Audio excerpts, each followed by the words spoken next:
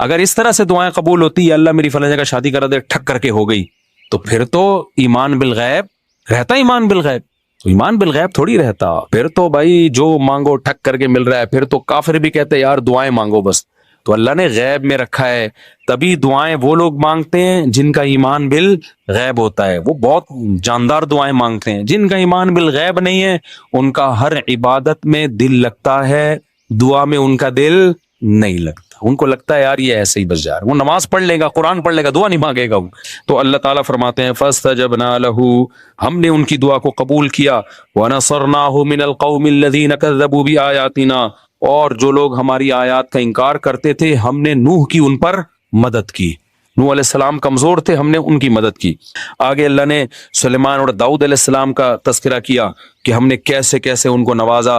پھر اللہ نے ایوب علیہ السلام کا ذکر کیا کہ ایوب علیہ السلام کئی سال بیماریوں میں رہے. آج بہت سے لوگ کہتے ہیں ہم اتنی بیماریاں اس کا مطلب خدا ہم سے ناراض ہے. نہ میرے بھائی, مالی پریشانیاں, جسمانی پریشانیاں یہ اللہ کے ناراض ہونے کی دلیل نہیں. اللہ آزماتا ہے کسی کو دے کے اور کسی سے لے کے. تو ایوب علیہ السلام کی زندگی بیماریوں میں اتنے پریشان ہو گئے, اللہ سے دعا مانگی, انی مسنی الضر, اے اللہ مجھے بہت پریشانی پہنچی ہے, وانت ارحم الراحمین, تو سب سے زیادہ رحم کرنے والا ہے. اتنے پریشان ہوئے تھے نا ایوب علیہ السلام کہ انسان بیماری میں تھوڑا چڑچڑا بھی ہو جاتا ہے. ایوب علیہ السلام کی بیوی نے بہت خدمت کی حضرت ایوب کی. ایسا نہیں ہوا کہ ایوب علیہ السلام جب کئی سال بیمار رہے تو ان کی بیگم کورٹ سے خلا لے کے چلی گئی, ایسا نہیں ہوا ہے. اور لیتی بھی نا تو اس زمانے میں ملتا نہیں, ٹھیک ہے نا. یہ تنسیخ نکاح آج بہت آسان کر دیا ہے. تو وفا کی ان کی بیوی نے بہت خدمت کی. آج نہ شوہر بیوی کے ساتھ وفا کرتا ہے, جب تک اٹریکٹیو ہے بیگم سے محبت, جہاں کوئی بیچاری کو کچھ مسئلہ ہو گیا جان چھڑانے کی کوشش. اور عورت بھی یہی کرتی ہے, جب تک کماؤ پوت کھلا رہا ہے میرا میاں ہے, جہاں بیچارے پر غربت آ گئی, کوئی بیماری آ گئی, ٹھک کر کے خلا. ابھی ایک صحافی کا, ایک وکیل کا کلپ آیا ہے, اس نے کہا اس وقت جو طلاقیں ہو رہی ہیں نا, طلاقیں, ان میں 70% طلاقوں میں پہل عورتیں کر رہی ہیں. یہ جو بعض اسکالر کہتے ہیں نا مرد جلد بازی میں طلاقیں دیتے ہیں, کم ہے ریشو. عورتوں کا جلد بازی میں خلا لینے کا ریشو زیادہ ہے. سرکار نے یہ بھی الزام لگایا تھا نا کہ مرد دور جب چاہیں طلاقیں دیتے ہیں, حالانکہ ایسا ہوتا نہیں ہے. ایسا ہو رہا ہوتا سارے رنڈوے بیٹھے ہوئے ہوتے یہاں پہ. طلاقیں بہت ہو رہی ہیں لیکن برداشت کرنے والے مردوں کا ریشو طلاقیں دینے والے مردوں سے بہت زیادہ ہے, بہت زیادہ ریشو ہے. اتنے مرد میں اللہ نے برداشت زیادہ رکھی ہے. خواتین کو خلا کا جو یک طرفہ خلا کا اختیار دے دیا نا, اس کے نتیجہ میں نہیں, کوئی مولوی نہیں کہہ رہا, ایک وکیل کہہ رہا ہے, وکیل کہہ رہا ہے, لبرل وکیل ہے, وہ کہہ رہا ہے بھائی جو رجسٹرڈ طلاقیں ہیں ان میں 70% کس کی طرف سے ہیں, خواتین. کیونکہ برداشت ختم, ذرا سا مسئلہ ہوا ٹھک کر کے عدالت سے خلا لیا, پتلی گلی سے نکلی تو خاندانی نظام گیا تیل لینے, برباد ہو گیا. تو ایوب علیہ السلام کی بیوی نے اس بیماری میں ایوب علیہ السلام کی بہت خدمت کی. تھوڑی سی خدمت میں اونچ نیچ ہو گئی, ظاہر انسان بیمار ہوتا ہے غصہ جلدی آتا ہے. حضرت ایوب علیہ السلام نے کہا کہ میں ٹھیک ہوا نا تجھے 100 کوڑے ماروں گا, اس سے اور قسم اٹھا لی, میں ٹھیک ہوا نا. کہیں اونچ نیچ ہو گئی ہوگی. بعد میں حضرت ایوب کو بڑی ندامت ہوئی کہ یہ تو بڑی وفادار بیوی ہے, لیکن قسم بھی اٹھا چکا ہوں. اب قسم بھی تو اللہ کے نام کی ہوتی ہے نا, تو اب قسم بھی اٹھا لی ہے, قسم توڑنا بھی بہت بڑا جرم ہے, اور بیوی کو کوڑے مارنا بھی اچھا. اتنی اچھی بیوی ہے بھائی. تو اللہ نے حضرت ایوب علیہ السلام کو ہیلا بتایا, خذ بیدک ضغثا. دیکھو اللہ کی نظر میں ان کی بیوی کا کتنا بڑا مقام تھا. یہ تو ایک جزوی واقعہ ہے, اللہ حضرت ایوب کو بتا دیتا, ان کا پرسنل معاملہ ہے. کیا ہیلا بتایا کہ ایک جھاڑو لو جس میں 100 تنکے ہوں, ایک ہی دفعہ میں لگا دو, بس قسم کیا ہو جائے گی. اور بیوی کو بتا دیں گے بھائی بیگم میں مارنا نہیں چاہتا لیکن ایک قسم ہے اس کے کفارے سے بچنے کے لیے. تو جب پہلے سے بتا کے یہ سب کچھ کیا جائے تو بیگم کو انسلٹ محسوس نہیں ہوتی. تو اللہ نے کہا کہ ایک 100 سیخیں لو اور جگا کے ایک ہی دفعہ یوں کر کے لگا دو, 100 لگ جائیں گے نا, بس ختم, بس کافی ہے اتنا. تو یہ تو پرسنل معاملہ تھا نا حضرت ایوب کا, اللہ نے اس کو قرآن کا حصہ بنا دیا. اس سے پتہ چلتا ہے کہ اللہ کو وفادار بیوی اتنی پسند ہے کہ اللہ اپنے پیغمبر کو ہیلا بھی بتا رہے ہیں اور اس کو قرآن کا حصہ بھی بنا رہے ہیں, یہ بتانے کے لیے کہ یہ پروٹوکول ایوب علیہ السلام کی بیوی کو میں نے دیا ہے. اور یہ طریقہ بھی بعض دفعہ مفتی ہیلے بتا رہے ہوتے ہیں نا, مفتی جو غلط مفتی بھی ہیلے بتا رہے ہوتے ہیں بعض دفعہ, ابے تو ایسا کر, حلالوں کے ہیلے جیسے بتا رہے ہوتے ہیں. اور بعض دفعہ ہیلے ایسے بتا رہے ہوتے ہیں کہ زکوٰۃ کے ہیلے، غریب کو دے 1 کروڑ روپے، اس نے لیا، مالک بن گیا، اس پہ ہدیہ لے لے، جلیبیاں کھا بیٹھ گئے، بھائی ہو گیا نا، بھائی آپ نے اس کو مالک بنایا، زکوٰۃ ادا ہو گئی، اب اس کی مرضی، جس کو چاہے دے، وہ اپنی خوشی اگر آپ کو دے دے تو ہو گیا نا۔ کل ایک بندہ آیا، کہہ رہے ہمارے مدرسے کے طلبہ ہیں، زکوٰۃ لیتے ہیں ہم لوگ، طلبہ کو مالک بنا کے پھر ہم مدرسے کی تعمیر میں لگا سکتے ہیں؟ میں نے کہا نہیں لگا سکتے۔ کہہ رہے نہیں، جب طلبہ کو مالک بنا دیا، زکوٰۃ تو ادا ہو گئی۔ میں نے کہا تجھے کوئی اتنی بڑی رقم دے اور مالک بنا کے اور پھر واپس لے تو تو دے کے دکھا واپس، بولے جب میں ہوں تو میں کیوں دوں؟ وہ بچہ کو پتا ہے میں ایویں ڈرامے بازی ہو رہی ہے میرے ساتھ، اس کو ہیلا کہتے ہیں نا، یہ ناجائز ہیلا ہے۔ بچے کو پتا ہے، ورنہ 1 لاکھ روپے کسی بچے کو دو، وہ کہے گا میں پاگل ہوں، میں مدرسے کی دیوار میں لگاؤں، میرے PCO مثلا میرا ابا غریب، میری اماں غریب، تو یہ ناجائز ہیلا ہے۔ تو جیسے بعض 2 نمبر قسم کے مفتی غلط ہیلے بتا رہے ہوتے ہیں، لیکن یہاں ہیلا کون بتا رہا ہے؟ اللہ۔ کس کو؟ پیغمبر کو۔ کس کو بچانے کے لیے؟ ان کی بیوی کو بچانے کے لیے۔ تو جو بھی وفادار ہوگا، میاں ہو یا بیوی، اللہ کو وفاداروں کی قدر ہے۔ مشکلات میں مارکیٹ سے شارٹ ہونے والوں کی اللہ کو قدر نہیں ہے، کہ جب حالات اچھے تھے تو بہت بہترین میاں، حالات جہاں خراب ہوئے تو مارکیٹ سے ایک دم شارٹ۔ جج بیٹھا ہوا ہے ٹھپے لگانے کے لیے، جج جیسی کسی کی بیوی جائے نا، جج کی بیوی کو بھی کوئی اور جج طلاق دے رہا ہے آج کل، پورا سیٹ اپ ہی بڑھ گیا۔ ہاں جلدی میں بتاتا ہوں، وہ مسئلے بھی ابھی صبر کریں۔ اچھا میرے بھائی جلدی سے، میں یہ بہت مزے کی آیتیں ہیں یار، یہ مجھے تو بڑا مزہ آتا ہے۔ آگے اللہ کہتے ہیں دیکھو ہم نے اس مصیبت سے ایوب کو نکالا اس دعا کی برکت سے، تو اس سے پتہ چلتا ہے اللہ دعائیں قبول کرتا ہے۔ پھر آگے اللہ فرماتے ہیں کہ وَظَنُّونِ إِذْ ذَهَبَ مُغَاضِبًا، اس میں تو بڑا ہی مزہ آتا ہے پڑھنے میں۔ اللہ کہتے ہیں مچھلی والے کو بھی یاد کرو۔ مچھلی، اللہ نے یونس علیہ السلام کا نام کیا رکھ دیا؟ مچھلی والا۔ یہ بھی محبت ہے اللہ کی اپنے پیغمبروں سے۔ حالانکہ یونس علیہ السلام تو فرار ہو کے گئے تھے اللہ سے پوچھے بغیر، اور مچھلی نے کھا لیا۔ یہ سب تو بطور سزا کے ہوا ہے کہ اللہ کی نظر میں سب سے زیادہ ویلیو کس کی ہے؟ اللہ کے قانون کی۔ ایک چیز خوب اچھی طرح سمجھ لیں کہ اس زمانے میں اسلامی ملکوں میں، غیر مسلم ملکوں میں تو اسلام ہے ہی نہیں، وہ تو ویسے ہی دعویٰ ہی نہیں کرتے۔ اسلامی ملکوں میں بھی نا، افغانستان کے علاوہ کوئی بھی کنٹری ایسا نہیں ہے جہاں عدالتوں میں مکمل اسلام کو فالو کیا جا رہا ہو، سمجھ رہے؟ کہیں بھی نہیں ہے۔ اب جب ہے ہی نہیں مکمل اسلام، تو عوام پر لازم ہے کہ کسی بھی کنٹری میں جب وہ کورٹ سے فیصلہ کروائے، عدالت سے کروائے، تو اس کے بعد اس پر یہ لازم ہے کہ وہ علماء سے بھی پوچھے کہ شریعت کی روشنی میں یہ فیصلہ صحیح ہے یا غلط ہے۔ سمجھ میں آ رہی ہے بات کہ نہیں آ رہی ہے؟ کیونکہ بعض فیصلے شریعت کے فیصلے سے ٹکرا رہے ہوتے ہیں۔ تو اب یہ فیصلہ آپ نے کرنا ہے کہ آپ نے شریعت کو مقدم رکھنا ہے یا جس اسٹیٹ میں آپ رہتے ہیں اس کے قانون کو مقدم رکھنا ہے۔ یہ فیصلہ کس نے کرنا ہے؟ آپ نے۔ اور یہ فیصلہ آخرت کو سامنے رکھ کے کرنا ہے۔ اگر آپ آخرت پر ایمان نہیں رکھتے تو آپ اللہ کے قانون کو کوئی ویلیو نہ دیں، کورٹ کو آپ ویلیو دیں۔ جیسے یتیم بیٹا ہے نا، یتیم پوتا، ایک آدمی کا انتقال ہوا، اس کی اولاد میں ایک پوتا ہے اور ایک بیٹا ہے، تو اسلام کہتا ہے بیٹے کو میراثت ملے گی بیٹے کی موجودگی میں پوتے کو، جو یتیم پوتا ہے یعنی جس کا باپ مر گیا۔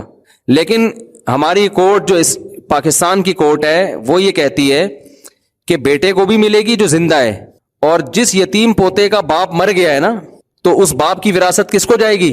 پوتے کو۔ یعنی جو دادا کی زندگی میں، یعنی بیٹا مر گیا کسی کا نا، بھائی چلو زید ہے، ایک صاحب ہے زید کی زندگی میں اس کا ایک بیٹا مر گیا، ایک بیٹا موجود ہے، تو اسلام یہ کہتا ہے جو بیٹا مر گیا نا زید کی زندگی میں، زید کی وراثت میں اس کا حصہ ختم۔ جب اس کا ختم تو اس کی بیوہ کا یا اس کے بچوں کا بھی ختم، کیونکہ وہی حصہ آگے ٹرانسفر ہوتا نا۔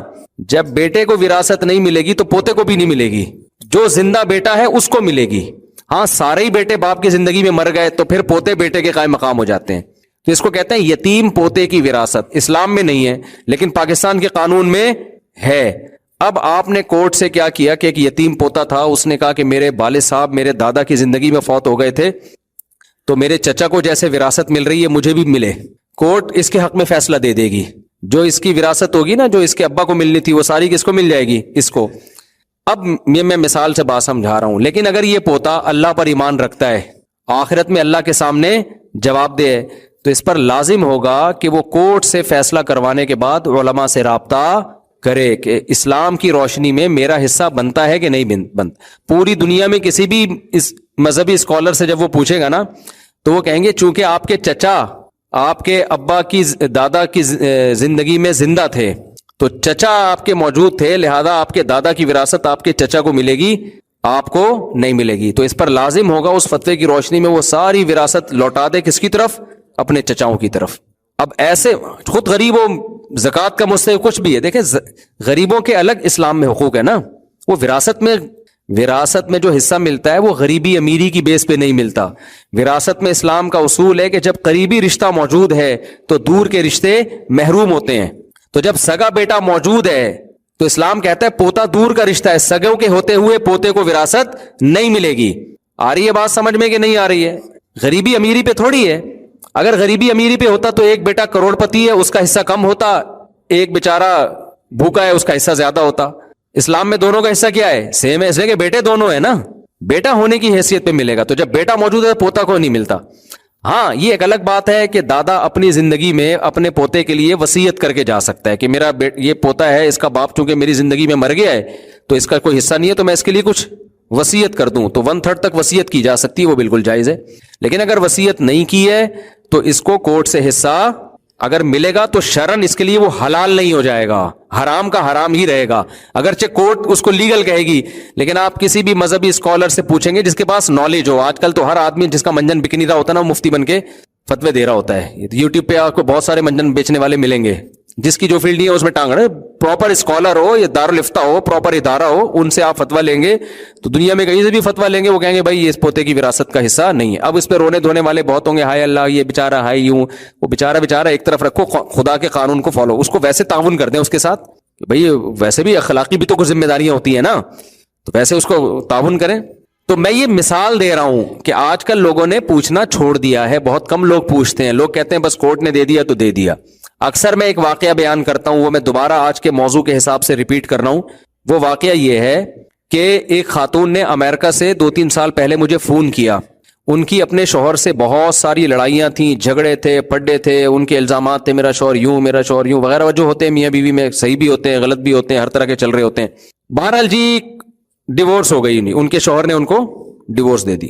اب جب ڈیورس دی ہے تو امریکہ کے لا میں یہ ہوا کہ جی آپ اپنی پراپرٹی آدھی اپنی وائف کو دیں گے. تو خاتون کو لائر مل گیا، اس نے کہا کہ میں آپ کو کروڑوں روپے بن رہے تھے. اس عورت نے مجھے فون کیا، اس کے دل میں اللہ کا خوف تھا نا.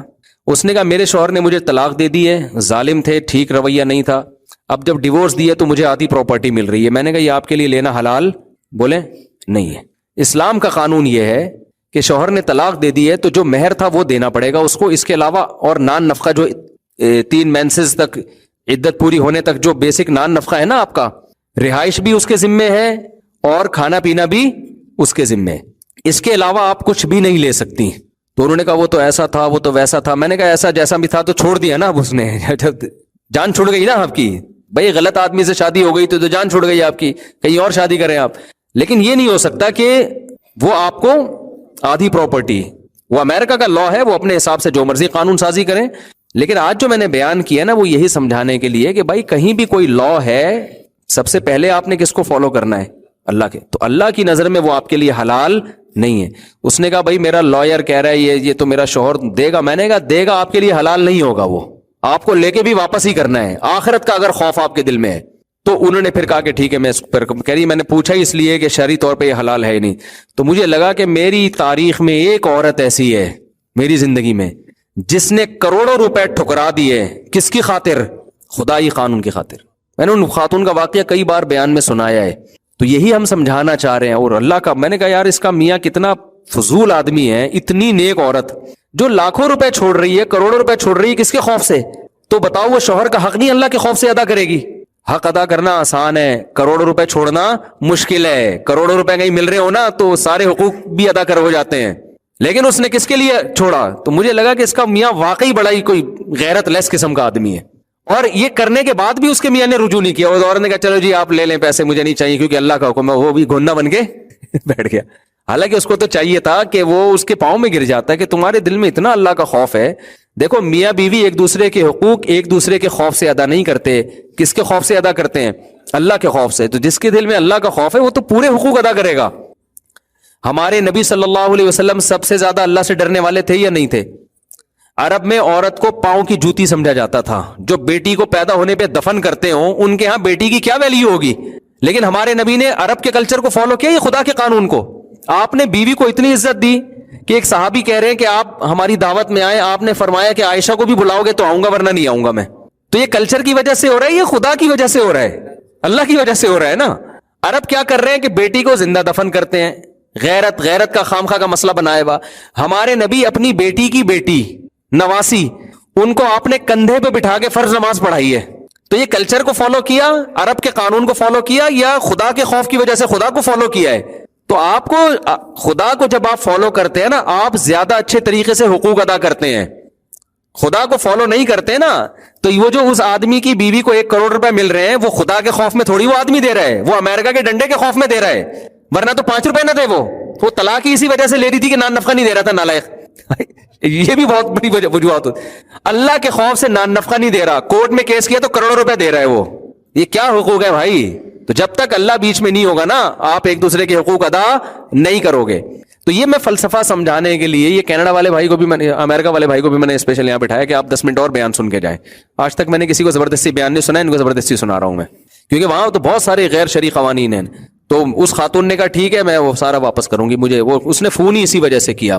تو اب میں جو آگے بات سمجھا رہا ہوں اس کو بھی سمجھو کہ پاکستانی عدالتوں میں بھی بہت سے قوانین ایسے ہیں جو شریعت کے اگینسٹ ہیں.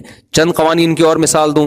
دیکھو, آپ جب اپنا گھر بیچتے ہو, اسلام نے پڑوسی کو یہ رائٹ دیا ہے کہ وہ شفا کر کے آپ سے گھر خرید سکتا ہے, کیونکہ حدیث میں آتا ہے جار الداری احق بدار الجار, پڑوسی کے گھر کا پڑوسی زیادہ حقدار ہے.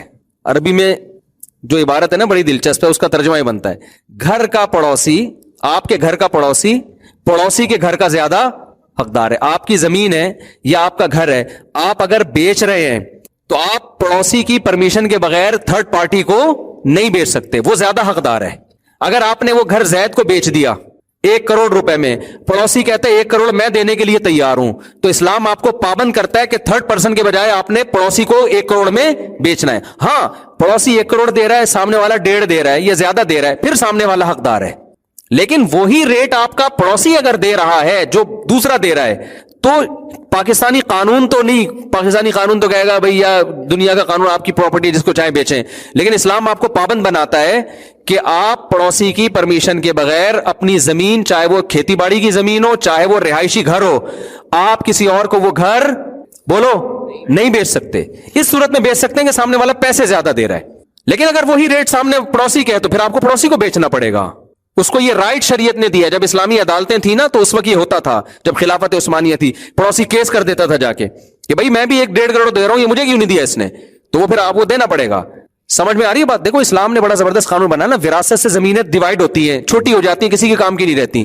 اب یا تو وراثت کے حکام کو اسلام چینج کر دیتا ہے, تو اس نے شفا کے حکام دے دیے کہ وراثت سے ڈیوائڈ ہوگی لیکن شفا کے حق سے وہ قریب ہو جائے گی, یعنی بڑی ہو جائے گی زمین. ایک آدمی کے پاس بڑی زمین ہوتی ہے تو بہت کچھ کر سکتا ہے نا وہ اس میں. اب اس میں حکمتیں کیا, میں تو حکمتوں میں نہیں پڑھنا, میں تو اسلامی لاء کو دیکھنا ہے.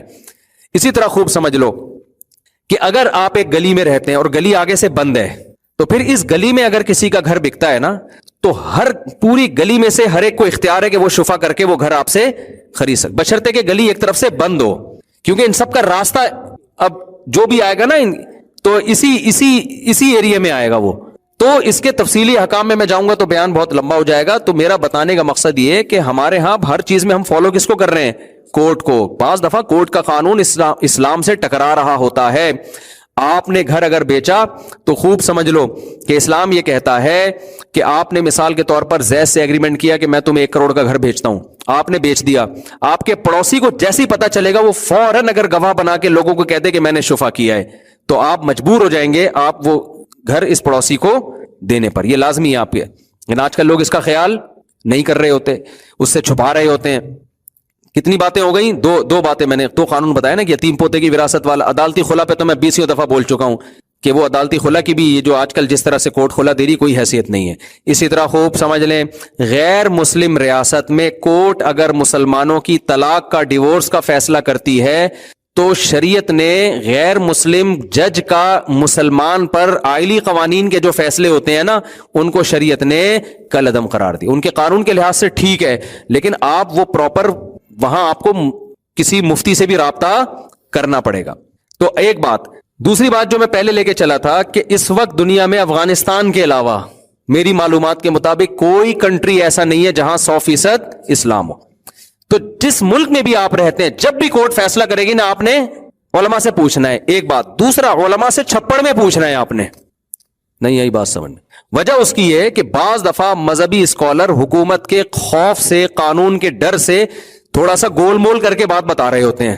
وہ بھی پابند ہوتے ہیں. ان کو پتا ہے کہ اگر ہم نے بتایا تو ہم اندر ہو جائیں گے. دارالعلوم کرنگی میں کوئی کسی نے فتویٰ لیا کہ یہ عدالتی خلا صحیح ہے کہ نہیں. وہاں مفتی صاحب نے کوئی بہت پرانی بات ہے انہوں نے فتویٰ دے دیا یہ خلا کل عدم ہے. توہین عدالت کا کوئی کیس ویس وہ اندر کر دیا ان مولانا صاحب کو. اب تو خیر اتنے مفتی کل عدم قرار دے رہے ہیں کہ وہ کس کس کو اندر کریں گے. وہ ٹھیک ہے سب سے پہلے تو مجھے اندر کریں گے. میرے اتنے بیانات ہیں عدالتی خلا کے خلاف اور میں نے تو کہا اندر کر دو یار. ایک دفعہ جب جیل میں جائیں گے پبلک میں مشہور ہوگا مفتی صاحب کیوں گئے تو پتا چلے گا یار یہ عدالتی خلا کل عدم ہے. تو ایک بات تو پھیلے گی نا. پاکستان میں جب زرداری جیل سے باہر آ سکتے ہیں تو یار ہم نے کون سا جرم کر لیا بھائی. ایک خلا پہ ہم نے اعتراض اٹھایا تو ہم کیوں نہیں باہر آئیں گے. لیکن ہمیں ڈر یہ ہے کہ ہم شاید باہر نہ آئیں کیونکہ یہاں وہ بڑی بڑی جو چیزیں ہوتی ہیں وہ آ جاتی ہیں. ہم جیسے غریب لوگ ان کے مقابلے تو ہم غریب ہی ہے نا بھائی. تو اس لیے یہ ضروری ہے کہ آپ جب علماء سے پوچھیں گے تو چھپڑ میں لے جا کے پوچھیں گے. چاہے سعودی عرب ہو چاہے دبئی ہو چاہے پاکستان ہو چاہے وہ یورپ ہو چاہے وہ دنیا کا مصر ہو کوئی بھی کنٹری ہو.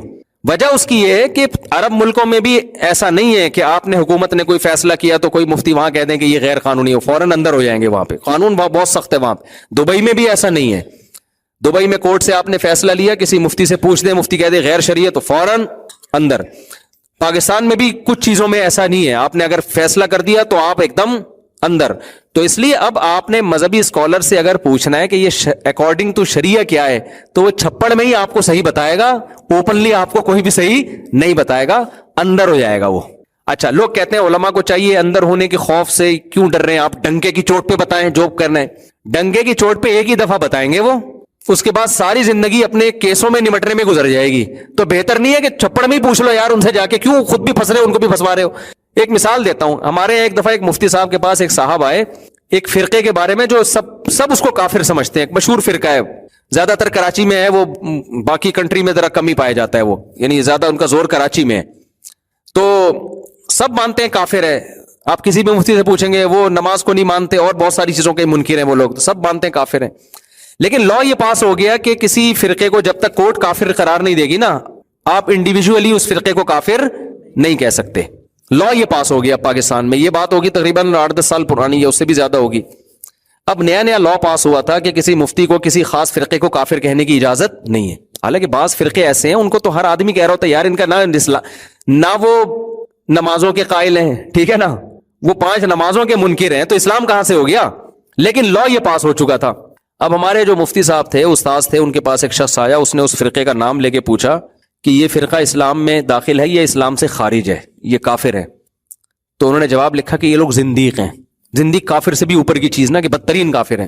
تو وہ کہہ رہے کہ یار میں نے پوچھا ہے کافر ہیں یا نہیں ہے آپ جواب میں لکھ رہے زندیق ہیں. سوال کچھ ہے جواب کچھ اور دیا جا رہا ہے. آپ بتا دیں کافر ہیں یا نہیں ہے. تو انہوں نے کہا بھائی گورنمنٹ نے نا کسی بھی فرقے کو کافر لکھنے پر پابندی لگائی ہے. 6 مہینے کی جیل ہے سیدھا. تو میں لکھ دوں گا کوئی کیس کر دے میرے خلاف. صرف قادیانیوں کو کافر آپ لکھ سکتے ہو پاکستان میں کسی اور کو نہیں لکھ سکتے. اچھا یہاں بہت سارے براڈ مائنڈیڈ لوگ بھی ہوتے ہیں جو کہتے ہیں اچھا ہے نا گورنمنٹ کا کام ہے کافر قرار دینا مفتی تو نہیں کہہ سکتا کسی کو تو کیوں بھائی ہم واقعی. اور بھائی کچھ لوگ جب اسلام کی ایک ہر چیز کا انکار کر دیا اور گورنمنٹ اس کو کافر نہیں قرار دے رہی تو مفتی کی ذمہ داری ہے نا لوگوں کو بتائے کہ اسلام میں داخل ہے یا نہیں ہے. کوئی نماز کا انکار کر دے کوئی ختم نبوت کا انکار کر دے کوئی اس طرح کی اسلام کی بیسک چیزوں کا انکار کر دے اور ہم انتظار کرتے ہیں کہ گورنمنٹ جب کافر قرار دے گی تو گورنمنٹ تو پتہ نہیں 100 سال میں بھی قرار نہ دے. تو مفتی کا کام ہے نا دیانتاً وہ بتائے کہ بھائی اس کا اسلام سے تعلق نہیں ہے. تو اب ان مفتی صاحب کا بھی ذمہ داری تھی وہ بتا دے. وہ زبان سے کہہ رہے تھے لکھ کے نہیں دے رہے تھے. انہوں نے کہا بھائی لکھ کے دیں. انہوں نے کہا زندگی لکھ دیا. وہ پھر وہ بار بار کہ حضرت میں نے آپ سے پوچھا ہے کہ کافر ہے یا نہیں آپ لکھ رہے ہیں کہ زندگی کے سوال کچھ. تو انہوں نے وہ مفتی صاحب کہتے ہیں بھائی گورنمنٹ نے کسی بھی فرقے کو کافر لکھنے پر 6 مہینے کی سزا لکھی ہے. تو وہ کہہ رہے میں تو پوچھ تو پھر وہ تو ٹھیک ہے گورنمنٹ سزا دے رہی ہے لیکن میرا سوال تو یہی ہے نا کہ کافر ہے یا نہیں. جب اس نے زیادہ اصرار کیا تو ہمارے مفتی صاحب نے کہا کہ گورنمنٹ نے پوچھنے پر پابندی نہیں لگائی ہے, جواب دینے پہ پابندی. تو آپ تو پوچھتے رہو گے نا, آپ پہ تھوڑی پابندی ہے. اگر پوچھنے پر بھی پابندی ہوتی نا تو پھر آپ بھی نہیں پوچھتے. اور بالکل صحیح جواب دیا کہ یار میں لکھ دوں گا کافر ہے, اور ظاہر ہے یقیناً وہ فرقہ کافر ہی تھا جو نماز ہی کو نہیں مانتا, وہ نماز کے منکر ہیں, وہ کہتے ہیں نماز بھی نہیں پڑھو بس ویسے ہی جنت مل جائے گی. تو وہ تو 100% کافر ہے نا, اس میں گورنمنٹ سے تھوڑی پوچھیں گے ہم. تو علماء باؤنڈری جو ہے اسلام کی وہ تو علماء بتائیں گے نا کہ اسلام کہاں سے شروع ہو رہا ہے کہاں ختم ہو رہا ہے. لیکن یہ کہ انہوں نے عقل مندی کا کام کیا. وجہ اس کی ہے کہ بھائی ہم لکھ دیں گے, ایک دفعہ کافر لکھ دیا تو پرچی لے کے چلا جائے گا, کوئی بھی کیس کر دے گا, کوئی اسٹیمپ بھی لگی ہوگی, ہم 6 مہینے اندر, 6 مہینے بعد ہم واپس آئیں گے, پھر ہم سے کوئی پوچھے گا کافر ہے یا نہیں, پھر ہم لکھ دیا کافر, پھر 6 مہینے اندر. تو دنیا میں اس کے علاوہ اور کوئی کام ہی نہیں ہوتا, تو پھر یہی کھیلتے رہتے 6 مہینے. لیکن اور دنیا میں جس نے کوئی کام کرنے ہیں تو وہ مصلحت سے کام لے گا کہ نہیں لے گا. تو یہ جو زیادہ ہوتا ہے نا حق پرست اور فنڈ, وہ کوئی ڈرتا برتا نہیں ہے, صرف یہ ڈائلاگ ہوتے ہیں, بولنے کی باتیں ہوتی ہیں. عقل مند آدمی جس نے کچھ کام کرنا ہے ہمیشہ وہ ماحول کے حساب سے چلتا ہے. وہ تو بعض دفعہ علماء مجبور ہوتے ہیں, وہ نہیں بات کر سکتے ممبر پہ کھل کے, ان کو پتا ہے کہ کی تو ہمارے اوپر کیس ہو جائے گا. تو ایسی صورت میں آپ نے کیا کرنا ہے, اللہ کا خوف اگر آپ میں دل میں ہوگا تو آپ ان مولانا صاحب کو چھاؤں میں لے کے جائیں. حضرت یہ مسئلہ ہے, کورٹ نے یہ فیصلہ دیا ہے یا یہ کورٹ کا قانون ہے, آپ اکارڈنگ ٹو شریعہ بتائیں. تو وہ اس وقت سچی مچی کی بات کریں گے آپ سے کہ یہ شریعت کی روح سے ٹھیک ہے یا غلط ہے. ہاں ممبر پہ غلط بیانی سے کام لینا جائز نہیں ہے کہ ممبر پہ حکومت کے ڈر سے غلط مسئلہ بتا دیں, یہ حرام ہے. مسئلہ چھپا دینے کی اجازت ہے کہ ہم ابھی نہیں بتا رہے بھائی, چھاؤں میں ملیں گے تو بتائیں گے, اوپنلی ہم نہیں بتائیں گے. تو یہ دنیا میں ہر ملک میں, سعودی عرب ہو, دبئی ہو, چین ہو, جاپان ہو, ہر جگہ ایسا ہی ہے. تو لوگ اوپنلی پوچھ رہے ہوتے ہیں, پھر وہ بیچارے گھما رہے ہوتے ہیں بات کو, کہتے ہیں اچھا یہ اس کا مطلب انہوں نے تائید کر دی. تائید نہیں کی ہوتی, چھپڑ میں وہ لوگ تو بتائیں گے یہ ٹھیک نہیں ہے. سمجھتے ہو نا. اب میں جب یورپ میں گیا, ہر آدمی مجھ سے 4 شادیاں اسلام میں کیسا ہے, وہاں 4 شادی پر پابندی ہے. میں بولوں 2 3 شادیاں کریں, وہاں گورنمنٹ کا ہے تو کیا کر کے قانون توڑ رہے ہیں, یہاں پہ اندر کر دیں مجھے. تو ہم تو جو کر کے بیٹھے ہوئے وہ بھی کسی کام کے نہیں رہیں گے. صحیح ہے نا. تو میں ان سے پھر گھماتا تھا بات کو, میں ان سے کہتا تھا دیکھیں آپ 4 شادیاں جو ہے وہ ہمارے بیانات اتنے پڑے ہوئے ہیں, اس میں ہم کئی دفعہ بتا چکے ہیں کتنی کرنی چاہیے کتنی نہیں کرنی چاہیے. آپ کو یہاں کا قانون بھی پتا ہے, اسلام کا قانون بھی پتا ہے, آپ جانو آپ بھگتو, مجھے کیوں پھنسوا رہے ہو. اصل میں یہ کہنا چاہ رہا تھا, لیکن میں سراہتن کہتا نہیں تھا, گھماتا تھا بات. ایکچولی لوگ بھی کہہ رہے تھے یار مفتی صاحب کو ہو کیا گیا ہے یار, یہ تو 4 شادیوں پہ ایسی دمنگ تقریریں کرتے ہیں, آج یہ ان کو ہو کیا گیا ہے. بھائی ہو یہ گیا ہے کہ ہم کیوں اپنے آپ کو, شادیاں تم کرو پھنسے ہم, کیا خیال ہے بھائی, ہم کیوں پھنسے. تو میں ان سے اب غلط بیانی نہیں کرتا تھا کہ یورپ کی حکومتوں کو خوش کرنے کے لیے کہہ دوں کہ اسلام میں ایکچولی ایک ہی ہے. یہ نہیں کہہ سکتے بھائی, اسلام ہے, آپ کے قوانین آپ کے قوانین ہیں. ہاں ہم آپ کے قانون کے خلاف لوگوں کو باغی نہیں بنائیں گے, اتنا کریں گے, لیکن چھاؤں میں بتا دیں گے بھائی اسلام میں یہ ہے کہ آپ کر سکتے تو کر لو, اپنی ذمہ داری پہ کرو, گورنمنٹ کو خود ہی بھگتو بیٹھ گئے. ابھی ایک سوال آیا اسمگلنگ کے بارے میں, اسمگلنگ کی آمدن حرام ہے یا نہیں ہے. تو اسمگلنگ کی آمدن حرام نہیں ہے, غیر قانونی ضرور ہے, اس سے منع ضرور کیا جائے گا کہ یار ملک کی معیشت کا نقصان کا خطرہ ہوتا ہے, یہ ہوتا ہے وہ ہوتا ہے, لیکن حرام اس لیے نہیں ہے کہ آپ اپنی چیز خرید رہے ہو. اسلام شخصی ملکیت کا قائل ہے. آپ نے اپنے پیسوں سے ایک چیز خریدی, بارڈر پہ آپ نے ادھر سے ادھر کیا, یہ غیر قانونی کام کیا, غلط کیا, لیکن چیز تو آپ کی ہے نا. وہ آپ جب بیچو گے تو پروفٹ کس کا ہوگا, جب چیز آپ کی ہے تو پروفٹ بھی آپ کا. گورنمنٹ ہم سے پوچھے گی تو ہم کہیں گے آپ کو لوگوں کا مال غصب کرنے کی اجازت نہیں ہے. قانون یہ ہے کہ کسٹم غصب کر کے کھا جاتا ہے, اسلام اس کو حرام کہتا ہے. اسلام کیا کہتا ہے, کسٹم کو یہ حق نہیں ہے کہ لوگوں کی ذاتی چیزوں کو وہ کھا جائے. میری بھی ایک گھڑی کسی نے گفٹ بھیجی تھی, کسٹم والے کھا گئے, الحمدللہ اللہ کا بڑا فضل ہوا. تو اب پتہ نہیں وہ اسمگلنگ ہو کے آ رہی تھی, مجھے نہیں, میں نے نہیں ان کو اسمگلنگ کا کہا تھا, لیکن وہ جس طرح بھی آئی وہ آج تک پی گئے, پتہ ہی نہیں کہاں ہے وہ. خیر, تو اب کیا مسئلہ ہے کہ شریعت اجازت نہیں دیتی گورنمنٹ کو کہ آپ لوگوں کی ملکیتوں پہ کیا کریں, قبضہ. آپ کو یہ ڈر ہے کہ اسمگلنگ کے ذریعے ملک کی معیشت بیٹھے گی, تو آپ نے جو اسمگلنگ کر رہا ہے اس کو پکڑیں, آپ اس کو پنشمنٹ دیں, سزا دیں, اس کا مال آپ ضبط نہیں کر سکتے. اگر ضبط کرنا ہے تو آپ کو اس کی قیمت دینی پڑے گی. بھائی حلال تھوڑی ہے کسی کا, گورنمنٹ بھی اللہ کے قانون کی پابند نہیں ہے. جو جتنا جس کا اٹھا کے جو کوڑیوں کے دام نیلام کر کے کھا گئے پی گئے. اسلام خدا کی قسم آپ کو آزادی سکھاتا ہے. اسلام کہتا ہے صرف اللہ کے غلام ہو. اور جو لبرل اور سیکولر حکومتیں ہیں نا, لیبل لگاتی ہیں آزادی کی, آزادی نہیں ہے, انہوں نے حکومتوں کا غلام بنایا ہوا ہے لوگوں کو. میں بار بار کہتا ہوں یار, جو کنٹری تمہاری تنخواہ آدھی تنخواہ ٹیکس میں لے رہا ہے تو تم آزاد کہاں ہو وہاں سے. ابھی وہ اثر کے بعد بیٹھے ہوئے تھے نا, آپ تھے کون تھے, وہ اس پہ بڑی بحث ہوئی تھی, کچھ لوگ یورپ سے آئے ہوئے تھے, تو وہ کیا اتنا وہ کرتے ہیں. میں نے کہا ٹیکس تو ضرور دیں, ٹیکس پہ تو ہم وہ نہیں کرتے, لیکن یہ کیا ہوا کہ آپ کی آدھی تنخواہ حکومت ٹیکس میں کاٹ کے آپ کو تحفظ دے رہی ہے, تو حکومت کیا کر رہی ہے, آپ مجھے دے دو اپنی آدھی تنخواہ کی آدھی. ٹھیک ہے نا, 4 گارڈ ہے میرے, 2 آپ کو دے دوں گا میں اس میں سے. تحفظ میں بھی دوں گا. تو یہ کیا بات ہوئی؟ یہ اتنا کہاں سے یہ نہیں ہے؟ تو لوگوں کی جو ملکیت ہے اسلام کہتا ہے وہ لوگ ہی اس کے مالک ہیں. اس پہ نہ حکومت کو اللہ نے اختیار دیا نہ کسی اور کو اللہ نے اختیار دیا. حکومت صرف اتنا لے سکتی ہے جتنی اجتماعی نظام کو چلانے کے لیے شدید ضرورت ہو. جس کو نہیں لیا جائے تو لوگ مرنا شروع ہو جائیں گے، بہت سوسائٹی کو نقصان ہونا شروع ہو جائے گا. تو ضرر سے بچانے کے لیے لے سکتی ہے، اس سے زیادہ نہیں لے سکتی. تو اسمگلنگ کا بھی ایسا ہی مسئلہ ہے کہ اسمگلر جو ہے اس کی آمدن بہرحال حلال ہے لیکن غیر قانونی ہے، ملک کی معیشت ہے تو اس کو سزا ملنی چاہیے. وہاں سے وہاں آ رہا ہے تو اس کو پنشمنٹ ہو، جیل ہو، جو بھی ہو، وہ جو مرضی کرنا ہے کرو. آمدن کو کوئی مفتی حرام نہیں کہے گا، کیونکہ مفتی کس کا پابند ہے بھائی؟ اللہ کے قانون کا. مفتی کہے گا بھائی اللہ کے قانون میں آپ، گورنمنٹ تھوڑی کسی کو حلال حرام کے فیصلے کر سکتی ہے. تو اللیگل ضرور ہے، غلط ہے، اللیگل ہونے پہ اس کو سزا ملنی چاہیے. کمال کی بات یہ کہ سزا وہ نہیں مل رہی ہوتی. اللیگل ہونے کا یہ فائدہ ہوتا ہے کہ تھوڑا سا کسٹم والوں کا بھی اس میں زکوٰۃ نکل جاتی ہے. بس یہ ہو رہا ہے فائدہ، تھوڑی سی زکوٰۃ نکل جاتی ہے اور پھر وہ پھر بھی دبا کے ہو رہا ہوتا ہے حساب کتاب. تو اسلام اس سے روکتا ہے بھائی آپ پیسہ نہیں رکھ سکتے کسی کا. اچھا بھائی جلدی میں ختم کر دوں اس کو. بھائی یہ ویلنٹائن ڈے کا بھی لوگ پوچھ رہے ہیں. یہ اسمگلنگ کا مسئلہ تھا وہ میں نے بتا دیا. اسمگلنگ کی آمدن خلاصہ یہ نکلا کہ حلال ہے لیکن غیر قانونی ہے، اس کو اپریشیٹ نہیں کیا جائے گا. گورنمنٹ اگر سمجھتی ہے کہ ملک کو اس سے نقصان ہو رہا ہے تو وہ سزا دے لوگوں کو. لوگوں کا مال پھر بھی ضبط نہیں کر سکتی. ضبط کیا ہے تو اس کا معاوضہ دینا پڑے گا، لوگوں کو پیسے دینے پڑیں گے. ہم نے آپ کی یہ مشین رکھی ہے، یہ ہم نے آپ کے پورے کھیپ پکڑی ہے تو آپ نے پکڑی ہے تو آپ کے لیے تھوڑی حلال ہو گئی. آپ ٹھیک ہے آپ رکھ رہے ہیں تو اس کو پیسے دیں. اس کے یہ پیسے کیوں دیں؟ تو غیر قانونی لے کر آئے تو غیر قانونی کی سزا دینا. اس کو غیر قانونی کی یہ تھوڑی ہے کہ آپ کی میں چیزیں رکھنا شروع کر دوں. سمجھتے ہو کہ نہیں سمجھتے؟ اچھا بھائی جھوٹ بول کر مال بیچنے سے آمدن حرام ہو جاتی ہے، اس طرح نماز کے اوقات میں کاروبار میں وہ آمدن حلال ہوتی ہے. دیکھو جھوٹ بیچنے سے جو آمدن حرام ہوتی ہے تو آمدن کا جتنا حصہ آپ نے جھوٹ بول کے جو اضافی لیا ہے نا وہ حرام ہوتا ہے، پوری چیز حرام نہیں ہوتی. مثال کے طور پر آپ کے پاس ایک خربوزہ ہے جس کی سوسائٹی میں مارکیٹ ویلیو کتنی ہے؟ 50 روپے. آپ نے کیا کیا؟ اس خربوزے کے ایسے فضائل بیان کیے کہ 100 میں پہنا دیا کسی کو. تو 50 تو آپ کے بنتے تھے نا، یہ جو اضافی 50 ہیں یہ کیا ہیں؟ یہ جھوٹ بولا نا آپ نے. جھوٹ بول کے جو تو وہ اضافی 50 روپے آپ کے لیے حرام ہوں گے کیونکہ وہ پہنانے کا جو عمل ہوا ہے وہ اضافی 50 میں ہوا ہے. باقی تو اس کو 50 کا خربوزہ مل گیا نا. تو جو جتنا حرام شامل ہوتا ہے اتنا حرام ہوتا ہے، پورے کو نہیں حرام کہا جا سکتا. تو باقی جھوٹ بولنا حرام ہے، ناجائز ہے. ایسا نہ ہو کہ آپ کہیں چونکہ 50 تو حلال ہیں 50 اضافی ہیں تو جھوٹ بول کے بیچو، تو وہ جھوٹ کا گناہ تو اپنی جگہ ہوگا. دوسرا مسئلہ یہ ہے کہ نماز کے وقت میں جو کاروبار کرتے ہیں تو ان کی آمدن حلال ہے یا حرام ہے؟ آمدن ان کی بھی حلال ہے. نماز کے وقت میں جو کاروبار کر رہا ہے تو کاروبار میں پیسے وہ نماز چھوڑنے کے نہیں لے رہا، اپنی پروڈکٹ کے پیسے لے رہا ہے تو وہ پروڈکٹ کے پیسے حلال ہوں گے. البتہ نماز چھوڑنے کا اس کو شدید گناہ ہوگا. سمجھتے ہیں کہ نہیں سمجھتے؟ نماز چھوڑنے کا گناہ ہوگا کہ آپ نے جماعت سے نماز ضائع کیوں کر دی، تو وہ کاروبار حرام نہیں ہوگا. لوگ کہہ سکتے ہیں اس وقت کاروبار کرنا جب ناجائز ہے تو اس کی آمدن کیسے حلال ہو گئی؟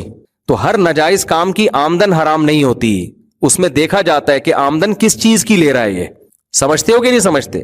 آمدن لے کس چیز کی رہا ہے؟ نماز چھوڑنے کی آمدن تھوڑی لے رہا ہے. یہ آمدن تو اپنی پروڈکٹ کی لے رہا ہے نا، کپڑے کی لے رہا ہے. تو کپڑا جب حلال طریقے سے کمایا ہے اس کو کہتے ہیں کہ عارضے کی وجہ سے حرمت آ رہی ہے اس میں، اصل حرام نہیں ہے. اصل تو یہ کہ اپنے حلال کمائی کا خریدا ہوا کپڑا بیچ رہا ہے کسی کو. عارضہ کیا ہے کہ ایسے ٹائم پہ بیچ رہا ہے کہ جس ٹائم پہ کاروبار اس کے لیے حرام ہے. تو کسی عارضے کی وجہ سے، ایک خارجی چیز ہے یہ، عارضے کی وجہ سے جب کسی چیز میں حرمت آتی ہے تو وہ حرمت اس کی قیمت میں صلاحیت نہیں کرتی ہے. سمجھ رہے ہیں نا؟